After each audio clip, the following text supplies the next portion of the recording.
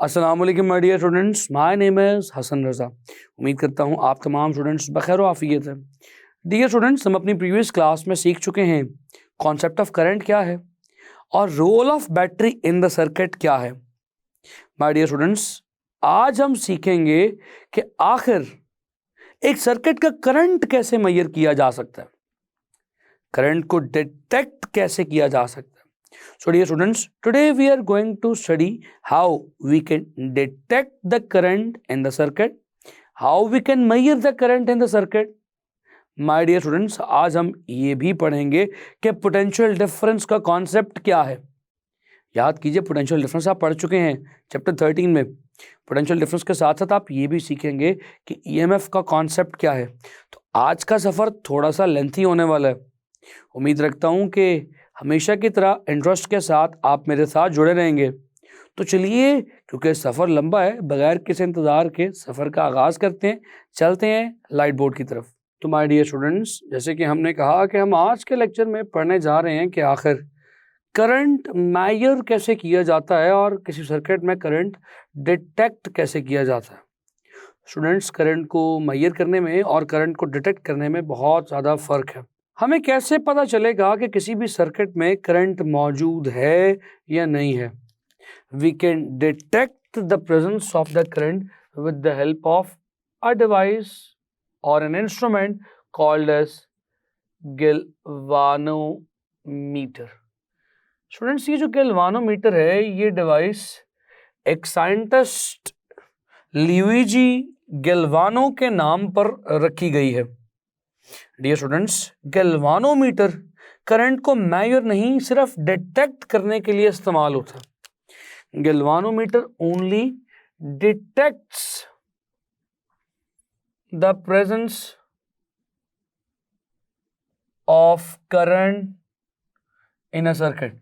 किसी भी सर्किट में ये सिर्फ बताएगा कि क्या करंट मौजूद है या नहीं। Dear students, it look like a meter. ये एक मीटर की तरह दिखाई देता है।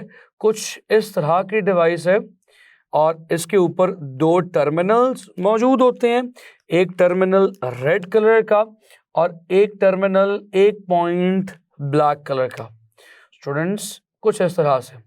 और ऊपर एक बड़ा सा स्केल मौजूद होता है जिस पर एक नीडल आमतौर पर 0 पर मौजूद है।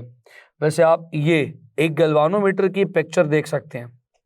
डियर स्टूडेंट्स, ये गैल्वानोमीटर सिर्फ करंट को डिटेक्ट करता है। आखिर कैसे?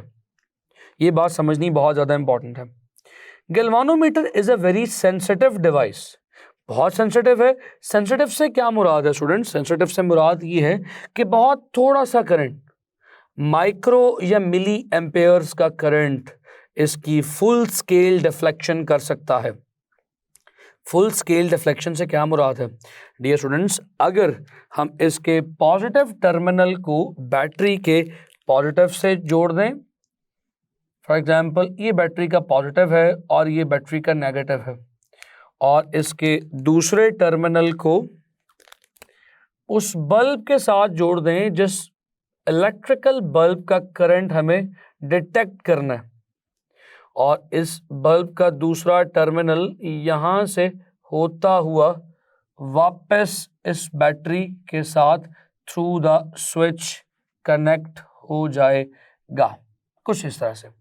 तो डियर स्टूडेंट्स, होगा क्या? अगर इस स्विच को ऑन किया जाए तो चाहे जितना भी माइनर से कम करंट भी इस सर्किट में क्यों ना हो, बेशक के वो करंट माइक्रो एम्पेयर्स में क्यों ना हो, 10⁻⁻6 एम्पेयर्स, मिली एम्पेयर्स 10⁻⁻3 एम्पेयर्स में ही क्यों ना हो, this galvanometer will be deflected completely. ये मुकम्मल तौर पर किसी एक डायरेक्शन में डिफ्लेक्ट हो जाएगा, मुड़ जाएगा, इसकी सुई घूम जाएगी। डियर स्टूडेंट्स, ऐसा क्यों है? इसी ही को तो सेंसिटिविटी ऑफ गैल्वानोमीटर कहते हैं। ये गैल्वानोमीटर बहुत ज़्यादा सेंसिटिव है। थोड़े से करंट पर भी ये मुकम्मल डिफ्लेक्शन शो कर देता है। 10⁻⁻6 -3 जैसे कम करंट पर भी ये मुकम्मल तौर पर अपनी सुई को एक डायरेक्शन में घुमा देता है। तो क्योंकि करंट चाहे जितना भी हो, बहुत कम से कम क्यों ना हो, ये मुकम्मल तौर पे डिफ्लेक्शन शो कर देगा, ये कोई वैल्यू नहीं देगा, तो लिहाजा इसकी डिफ्लेक्शन से हम सिर्फ करंट को डिटेक्ट कर सकते हैं। थोड़ा सा करंट हो तो भी ये मुकम्मल तौर पर डिफ्लेक्ट हो जाएगा, इसे डिफ्लेक्शन कहते हैं, और अगर करंट ज़्यादा हो तो भी ये मुकम्मल तौर पर डिफ्लेक्ट हो जाएगा। तो माय डियर स्टूडेंट्स, इसकी डिफ्लेक्शन से हम ये बात का अंदाज़ा कर सकते हैं कि सर्किट में करंट मौजूद है। स्टूडेंट्स, आपने क्या एक बात पर गौर किया, हमने इस गैल्वानोमीटर को विद दिस बल्ब सीरीज में कनेक्ट किया। तो galvanometer is always connected in the series combination, या सीरीज सर्किट भी कह सकते हैं। डियर स्टूडेंट्स, सीरीज से क्या मुराद है आप जानते हैं, मैं आपको प्रीवियस चैप्टर में सीरीज सर्किट या सीरीज कॉम्बिनेशन करवा चुका हूँ। सीरीज कॉम्बिनेशन या सीरीज सर्किट का मतलब होता है एक के बाद ईगरे, एक के बाद दूसरा। तो आप देख सकते हो कि स्विच के बाद बैटरी, बैटरी के बाद गैल्वानोमीटर और फिर बल्ब। तो ये तमाम चीज़ें एक ही सीध में, एक ही लाइन में एक दूसरे के साथ कनेक्टेड है, तो ये सीरीज में कनेक्टेड है। स्टूडेंट्स, सीरीज में क्यों जोड़ा जाता है गैल्वानोमीटर को? सीरीज में इसलिए जोड़ा जाता है ताकि जो चार्ज बैटरी से फ्लो करता हुआ निकले वो गैल्वानोमीटर से होता हुआ बल्ब में जाए, यानी जो चार्ज बल्ब को मिलना है वही चार्ज गैल्वानोमीटर से होता हुआ पास हो। तो स्टूडेंट्स, आपने देखा कि गैल्वानोमीटर कैसे सिर्फ करंट को डिटेक्ट कर रहा है, लेकिन करंट को मैयर करने की ज़रूरत अभी बाकी है। हम करंट को मैयर नहीं कर सकते अभी तक गैल्वानोमीटर। तो डियर स्टूडेंट्स, हमें करंट मैयर करने के लिए किसी डिवाइस की ज़रूरत है। तो करंट को मैयर करने के लिए पेश खदमत है एक डिवाइस जिसे एमीटर कहते हैं। डियर स्टूडेंट्स, ये एमीटर का वर्ड दो अल्फाज से मिलकर बना है।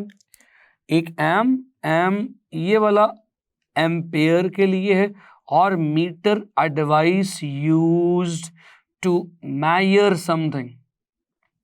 तो डियर स्टूडेंट्स, एमीटर से क्या मुराद होगी? एक ऐसे डिवाइस जो सर्किट के एम्पेयर्स को मेजर करे। स्टूडेंट्स, सर्किट के एम्पेयर से क्या मुराद है? सर्किट का करंट। तो एक ऐसी डिवाइस जो सर्किट के करंट को मेजर करे, उस डिवाइस को हम एमीटर बोलेंगे। स्टूडेंट्स, एमीटर कैसे बनाया जाता है? एमीटर सिंपल गैल्वानोमीटर में ही कुछ मॉडिफिकेशंस करके बनाया जाता है। Dear students, ammeter is made up of galvanometer with some modifications. ये उसमें कुछ चेंजिंग्स, कुछ मॉडिफिकेशंस करके बनाया जाता है। मॉडिफिकेशंस क्या की जाती हैं ये तो हमारी किताब में मौजूद नहीं, लेकिन मैं आपको इतना बता देता हूं, क्योंकि गैल्वानोमीटर बहुत ज़्यादा सेंसिटिव है। गैल्वानोमीटर करंट को डिटेक्ट कर सकता है, मेजर नहीं कर सकता। तो आप इसकी सेंसिटिविटी को कम करते हैं ताकि ये गैल्वानोमीटर थोड़े से करंट पर फुल स्केल डिफ्लेक्शन शो ना करे, ये करंट को मेजर करे। तो अगर आप गैल्वानोमीटर की सेंसिटिविटी को किसी तरह से कम कर दें तो वो एमीटर कहलाएगा। तो हम इस गैल्वानोमीटर में कुछ मॉडिफिकेशंस करके इसकी सेंसिटिविटी को रिड्यूस करते हैं। तो मॉडिफिकेशंस कुछ इस तरह से की जाती हैं कि इसके सेंसिटिविटी को रिड्यूस किया जा सके और करंट मेजर करने के काबिल इसे बनाया जा सके। तो कुछ मॉडिफिकेशंस करके गैल्वानोमीटर में आपने एमीटर बना दिया। अब सवाल ये है कि एमीटर कैसे सर्किट में जोड़ा जाए, ये सर्किट का करंट कैसे मेजर करेगा? डियर स्टूडेंट्स, ये भी बिल्कुल इसी तरह का एक मीटर होता है। तो लेट्स ड्रॉ इट। ये भी एक इसी तरह का, बिल्कुल इसी तरह का मीटर है। इसमें भी दो टर्मिनल्स हैं, एक रेड कलर का टर्मिनल होता है और एक ब्लैक कलर का टर्मिनल होता है। तो हम यहाँ पर लेट्स से कुछ ऑरेंज सा बना देते हैं, ब्लैक तो ड्रॉ नहीं किया जा सकता यहाँ पे। और इसके सामने स्क्रीन पर एक मीटर मौजूद है, वो नीडल इनिशियली जब कोई करंट ना हो तो 0 पर होती है। आप इसके पॉजिटिव टर्मिनल को बैटरी के पॉजिटिव के साथ जोड़ते हैं। चलिए कनेक्ट करते हैं कुछ इस तरह से। ये बैटरी का पॉजिटिव और बैटरी का नेगेटिव, लेट्स से ये स्विच के थ्रू कनेक्टेड है दूसरे हिस्से से। यहाँ पर नेगेटिव जुड़ा है बल्ब के साथ और इस बल्ब का दूसरा हिस्सा ये बैटरी के नेगेटिव के साथ कनेक्टेड है। तो माय डियर स्टूडेंट्स, यहाँ पे this is the positive terminal of the battery connected with the positive terminal of the ammeter.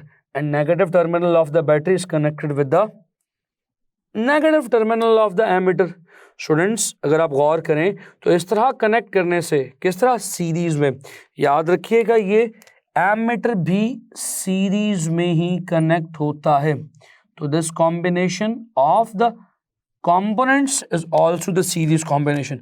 इस तरह कनेक्ट करने से जितना चार्ज फ्लो होता हुआ बल्ब में जाना होगा इस एमीटर के थ्रू होता हुआ इस बल्ब में जाएगा, और एमीटर की नीडल की डिफ्लेक्शन उस चार्ज की पर यूनिट टाइम यानी करंट की मेजरमेंट बता देगी, करंट की वैल्यू को मेजर करके बता देगी.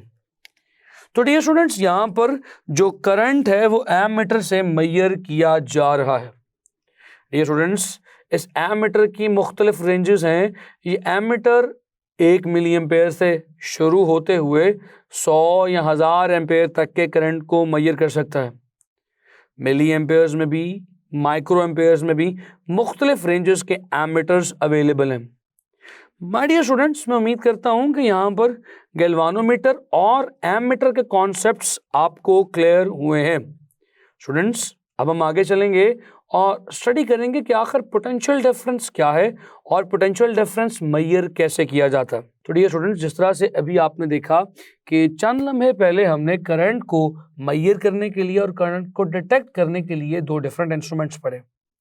एक गैल्वानोमीटर था और एक एमीटर था. इनका ताल्लुक करंट के डिटेक्शन और मेजरमेंट से है. अब हम देखेंगे कि करंट इलेक्ट्रिसिटी में चार्जेस के फ्लो में पोटेंशियल डिफरेंस क्या है. What is the meaning of potential difference. और पोटेंशियल डिफरेंस के साथ साथ माय डियर स्टूडेंट्स हम देखेंगे कि पोटेंशियल डिफरेंस मेजर कैसे किया जाता है. डियर स्टूडेंट्स जब मैं यहाँ पर पोटेंशियल डिफरेंस के कॉन्सेप्ट को पढ़ाया करता हूँ तो अक्सर स्टूडेंट्स यहाँ पर थोड़ी सी कन्फ्यूजन का शिकार होते हैं कि सर एक पोटेंशियल डिफरेंस तो आपने चैप्टर नंबर 13 में भी पढ़ाया था, क्या वो पोटेंशियल डिफरेंस इस पोटेंशियल डिफरेंस से मुख्तलिफ है. डियर स्टूडेंट्स कॉन्सेप्ट कतई मुख्तलिफ नहीं है. तो इसलिए मैं चैप्टर नंबर 13 के पोटेंशियल डिफरेंस का कॉन्सेप्ट यहाँ पर क्लियर करूँगा और फिर आगे इस इलेक्ट्रिसिटी के, करंट इलेक्ट्रिसिटी के पोटेंशियल डिफरेंस को एलाबोरेट करूँगा. याद कीजिए आपने प्रीवियस चैप्टर में पोटेंशियल डिफरेंस किसे कहा था, यहाँ पर ड्रॉ करते हैं. आपने कहा था कि लेट्स से अगर आपके पास दो डिफरेंट प्लेट्स हैं, the one plate is let's say positively charged and other plate is let's say negatively charged. तो my dear students चार्ज को, इस पॉजिटिव चार्ज को प्लेट A से प्लेट B तक ले जाने के लिए जो काम किया जाए वो पोटेंशियल डिफरेंस है. Work done on a unit positive charge in order to bring this from point A to point B is called as the potential difference. जब आप इस चार्ज को इस पॉइंट बी पर ले आएंगे तो जब आप इसे रिलीज करेंगे, छोड़ेंगे, तो जो एनर्जी आपने इसमें स्टोर करवाई होगी वो रिलीज होगी और उस एनर्जी के रिलीज होने से ये चार्ज पॉइंट बी से खुद ब खुद मूव करता हुआ पॉइंट ए तक आ जाएगा. सो अब यहाँ पे हमने डेफिनेशन की थी the energy supplied by the charge. याद कीजिएगा हमने कहा था कि एक चार्ज एक पॉइंट से दूसरे पॉइंट तक आते हुए जो एनर्जी सप्लाई करता है या जो एनर्जी रिलीज करता है वो पोटेंशियल डिफरेंस है. हमने इसकी डेफिनेशन के मुताबिक फॉर्मूला भी कुछ इसी तरह से किया था. Potential difference is work done, हमने work done per unit charge लिखा था, ये एनर्जी पर यूनिट चार्ज भी हो सकता है क्योंकि वर्क और एनर्जी तकरीबन सेम चीज़ें हैं. तो डियर स्टूडेंट्स अब यही कॉन्सेप्ट आपने करंट इलेक्ट्रिसिटी या फ्लो ऑफ चार्जेस के लिए भी अप्लाई करना है. स्टूडेंट्स चलिए मैं फिर से इस पॉइंट को थोड़ा सा डिटेल में आपको क्लियर करता हूं और फिर आगे बढ़ूंगा. सपोज कीजिए ये है हमारी एक ऑर्डिनरी बैटरी जो हमारे आमतौर पर टॉयज़ में भी यूज़ होती है. ये उसका वो पॉजिटिव टर्मिनल. तो डियर स्टूडेंट्स यहाँ पर हमारी पॉजिटिव पोटेंशियल की वैल्यू होगी, यानी यहाँ पर पॉजिटिव चार्ज एक्यूमुलेटेड होगा, ये पॉजिटिव टर्मिनल है, और यहाँ पर नेगेटिव चार्ज इकट्ठा होगा, ये इस बैटरी का नेगेटिव टर्मिनल है. डियर स्टूडेंट्स आपने इसे कनेक्ट किया हुआ है with the electrical bulb. Students बहुत इंपॉर्टेंट बात, गौर से सुनिएगा. इस चार्ज को इस बैटरी ने, ये चार्ज जो इस वायर में मौजूद है, इस चार्ज को इस बैटरी ने एनर्जी प्रोवाइड की ताकि ये इस बैटरी के पॉजिटिव टर्मिनल से निकले और इस सर्किट का चक्कर काटता हुआ, सर्किट से होता हुआ वापस इस बैटरी में दाखिल हो जाए। तो डियर स्टूडेंट्स, जो चार्ज इस बैटरी से एनर्जी लेकर निकलेगा, जब सर्किट में फ्लो करेगा, तो क्या अपनी एनर्जी डिसिपेट नहीं करेगा? जैसे आपने चार्ज को हायर पोटेंशियल पे ले जाकर जब छोड़ा था, तो वो चार्ज नीचे आते हुए एनर्जी रिलीज करता है। वो एनर्जी जो आपने पोटेंशियल एनर्जी की फॉर्म में इसमें स्टोर करवाई थी, छोड़ने पर काइनेटिक एनर्जी की फॉर्म में रिलीज हो जाती है। बिल्कुल वैसे ही डियर स्टूडेंट्स, ये बैटरी जब इस चार्ज को हायर पोटेंशियल पर ले जाकर छोड़ देती है, एनर्जी प्रोवाइड करके चार्ज को छोड़ देती है, तो ये चार्ज सर्किट में मूव करता हुआ उस एनर्जी को रिलीज कर देता है, या यूं कह लीजिए उस एनर्जी को डिसिपेट करता हुआ जाता है। डिसिपेट से मुराद खर्च करता हुआ जाता है। खर्च करने से क्या मुराद है डियर स्टूडेंट्स? देखिए, ये इलेक्ट्रिकल एनर्जी थी, जब बल्ब में से पास होगी तो ये बल्ब ग्लो करेगा, यानी कि लाइट एनर्जी प्रोड्यूस होगी। कहां से आई ये लाइट एनर्जी? चार्ज की वही एनर्जी थी जो खर्च हुई है और लाइट बन गई है, प्लस कुछ हीट की फॉर्म में भी कंज्यूम होगी। तो माय डियर स्टूडेंट्स, ये चार्ज बैटरी से निकलकर इस सर्किट का चक्कर काटते हुए जितनी एनर्जी को दूसरी फॉर्म्स ऑफ एनर्जी में डिसिपेट कर देगा, दूसरी फॉर्म्स ऑफ एनर्जी में खारिज या इस्तेमाल कर देगा, वो इस सर्किट का पोटेंशियल डिफरेंस कहलाएगा। तो चलिए इसको डिफाइन करते हैं। कैसे लिखा जाएगा पोटेंशियल डिफरेंस को? लिखते हैं dear students, potential difference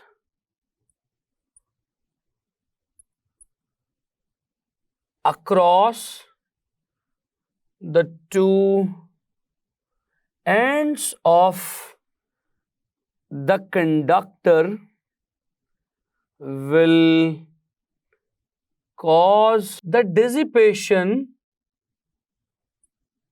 of electrical energy into different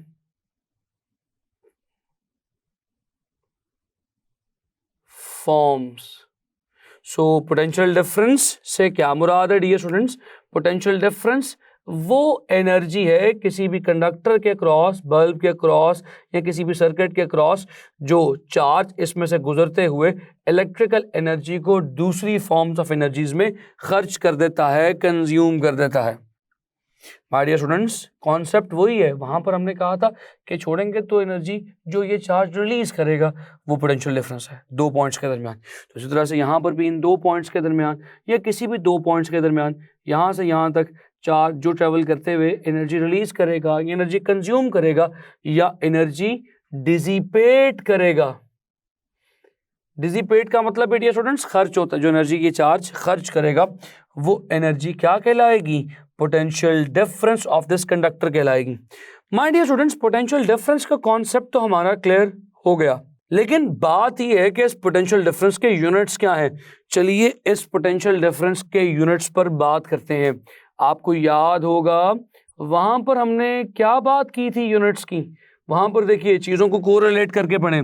हमने वहां पर कहा था कि potential difference is work done per unit charge, ये energy supplied by the charge जो जाउल्स पर कूलम होता था जिसे आप वोल्ट कहते थे। तो यहां पर भी कुछ वैसे ही यूनिट्स बनेंगे डियर स्टूडेंट्स। यहां पर हम कहेंगे कि अगर एक कूलम चार्ज किसी जगह से गुजरते हुए एक जाउल एनर्जी कंज्यूम कर दे तो 1 joule energy consumed by 1 coulomb charge will become the potential difference of 1 volt. Let's say यहाँ से गुजर के यहाँ तक आते हुए एक कूलम चार्ज ने 1 जूल की एनर्जी को कंज्यूम कर दिया, 1 जूल की एनर्जी को डिसिपेट कर दिया, तो हम क्या कहेंगे? हम कहेंगे इन दो पॉइंट्स के दरमियान 1 वोल्ट का पोटेंशियल डिफरेंस है। तो dear students, potential difference is simply defined as 1 joule per unit charge यानी पर कूलम चार्ज। तो it is simply written as 1 joules per coulomb. Dear students, इसे वोल्ट भी कहते हैं and it is represented by V। तो students, volt का concept अब आपको क्लियर हो चुका है, अब आप समझ चुके हैं। याद रखिएगा, पोटेंशियल डिफरेंस कंज्यूम होने वाली एनर्जी है। लेकिन डियर स्टूडेंट्स, ये जो एनर्जी चार्ज कंज्यूम कर रहा है, इसके पास कहीं ना कहीं से तो एनर्जी आती होगी। जिस तरह से डियर स्टूडेंट्स हम दिन भर अपना काम काज करने के लिए अपनी बॉडी की एनर्जी को खर्च करते हैं, तो यूं समझ लीजिए कि हम जो एनर्जी अपनी बॉडी की खर्च कर रहे हैं वो पोटेंशियल डिफरेंस हो सकती है अगर हम चार्ज हों। हम अगर एक चार्ज के तौर पे बिहेव करें तो हम दिन भर जो काम करने में एनर्जी खर्च कर देंगे वो हमारे दिन का पोटेंशियल डिफरेंस होगा। लेकिन डियर स्टूडेंट्स, वो एनर्जी खर्च करने के लिए हमारे पास कहीं ना कहीं से एनर्जी आनी तो चाहिए, क्योंकि law of conservation of energy हमेशा अप्लाई होता है। Energy can neither be created nor be destroyed. अगर हम एनर्जी को खर्च कर रहे हैं तो हमें हमारे पास कहीं ना कहीं से एनर्जी आनी भी चाहिए। इसी तरह अगर ये चार्ज किसी भी सर्किट में 2 पॉइंट्स के दरमियान गुजरने पर एनर्जी को डिसिपेट कर रहे हैं, तो इस चार्ज के पास कहीं ना कहीं से एनर्जी आनी भी तो चाहिए। अब सवाल ये पैदा होता है कि इस चार्ज के पास एनर्जी कहाँ से आती है? डियर स्टूडेंट्स, जब ये चार्ज इस सर्किट का चक्कर काट के दोबारा से इस बैटरी में दाखिल होता है, तो इस बैटरी में होने वाले केमिकल रिएक्शंस इस चार्ज को फिर से एनर्जी प्रोवाइड करते हैं कि ये चार्ज इस बैटरी के पॉजिटिव टर्मिनल से होता हुआ फिर से इस सर्किट का चक्कर काटने के लिए इस सर्किट में दोबारा से मूव करने के लिए तैयार हो जाए। सो डियर स्टूडेंट्स, ये बैटरी इसे इलेक्ट्रिकल एनर्जी प्रोवाइड कर रही है जिसे ये सर्किट में ट्रेवल करते हुए डिसिपेट कर देता है। तो बैटरी का एनर्जी प्रोवाइड करना इसे इलेक्ट्रोमोटिव फोर्स कहलाएगा। तो डियर स्टूडेंट्स, इलेक्ट्रोमोटिव फोर्स से क्या मुराद है? इसे EMF भी कहते हैं।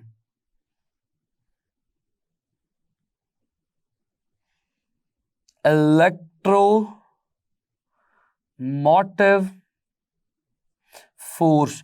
डियर स्टूडेंट्स, ये लफ्ज मोटिव कुछ इसी की तरफ इशारा कर रहा है। मोटिव से मुराद मोटिवेट। ये इलेक्ट्रो यानी चार्ज को मोटिवेट करती है दोबारा से इस सर्किट को मूव करने के लिए, इस सर्किट में से होकर गुजरने के लिए। तो डियर स्टूडेंट्स, इलेक्ट्रोमोटिव फोर्स असल में फोर्स नहीं है, ये वो एनर्जी है जो बैटरी चार्ज को सर्किट का चक्कर काटने के लिए प्रोवाइड करेगी। बिल्कुल इसी तरह से जिस तरह से मैंने अभी एग्जांपल दी कि हम दिन भर जो काम करते हैं, काम के दौरान जो एनर्जी खर्च करते हैं वो हमारे दिन का पोटेंशियल डिफरेंस है। लेकिन डियर स्टूडेंट्स, हम जो खाना खाते हैं उस खर्च होने वाली एनर्जी को पूरा करने के लिए वो खाना हमें एनर्जी प्रोवाइड करता है ताकि हम खर्च कर सकें। तो वो खाना हमारे लिए इलेक्ट्रोमोटिव फोर्स हो सकता है। इसी तरह चार्ज के लिए जो एनर्जी बैटरी से प्रोवाइड करेगी वो चार्ज के लिए इलेक्ट्रोमोटिव फोर्स कहलाएगा। और इसी तरह से चार्ज जो एनर्जी खर्च कर देगा सर्किट के दौरान, डिसिपेट कर देगा सर्किट का चक्कर काटने के दौरान, वो इसका पोटेंशियल डिफरेंस कहलाएगा। तो डियर स्टूडेंट्स, कॉन्सेप्ट तो क्योंकि आपका क्लियर हो चुका है, तो चलिए इस इलेक्ट्रोमोटिव फोर्स को भी डिफाइन करते हैं। तो चलिए स्टूडेंट्स, हम करते हैं यहां पर the energy supplied by the battery to the unit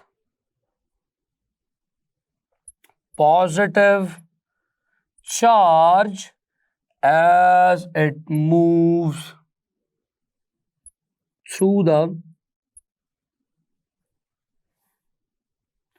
closed circuit। Dear students, आपने इसे डिफाइन किया कि ये वो एनर्जी है जो बैटरी किसी भी चार्ज को तब सप्लाई करती है जब वो चार्ज सर्किट का चक्कर काट कर फिर से वापस इस बैटरी में दाखिल हो जाए। डियर स्टूडेंट्स, इसे एक और तरीके से भी डिफाइन किया जा सकता है। स्टूडेंट्स, ये वो एनर्जी है जो बैटरी केमिकल रिएक्शंस के जरिए इस चार्ज को प्रोवाइड करती है और ये चार्ज इसे इलेक्ट्रिकल एनर्जी की फॉर्म में खर्च करता चला जाता है। यानी ये वो एनर्जी है जो नॉन इलेक्ट्रिकल फॉर्म से इलेक्ट्रिकल फॉर्म में बैटरी प्रोवाइड करती है।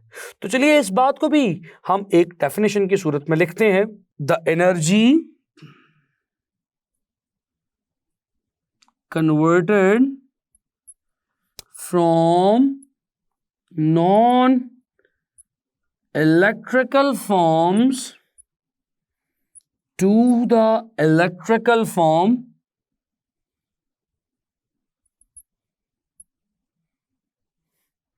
as 1 coulomb positive charge flow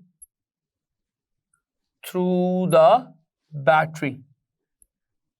तो माय डियर स्टूडेंट्स, ये तो ईएमएफ यानी इलेक्ट्रोमोटिव फोर्स का कॉन्सेप्ट था। और डियर स्टूडेंट्स, आप पोटेंशियल डिफरेंस भी समझ चुके हैं। बुनियादी डिफरेंस बस इतना है कि पोटेंशियल डिफरेंस वो एनर्जी जो चार्ज खर्च कर दे और इलेक्ट्रोमोटिव फोर्स वो एनर्जी जो बैटरी चार्ज को दे कि ले चार्ज खर्च कर दे। तो डियर स्टूडेंट्स, इसे पोटेंशियल डिफरेंस कहते हैं और इलेक्ट्रोमोटिव फोर्स कहते हैं। तो डियर स्टूडेंट्स, अब आप ये भी जानते हैं कि करंट क्या है, करंट मेजर कैसे हो सकता है। अब रही बात कि पोटेंशियल डिफरेंस और इलेक्ट्रोमोटिव फोर्स को मेजर कैसे किया जाए, ये पढ़ेंगे हम आने वाले अगले लेक्चर में। तो डियर स्टूडेंट्स, इन तमाम कॉन्सेप्ट्स को जहन में रखिएगा। मैं आपसे मुलाकात करूंगा आने वाले अगले लेक्चर में। तब तक के लिए मुझे इजाज़त दें। सी यू नेक्स्ट टाइम। अल्लाह हाफ़िज़।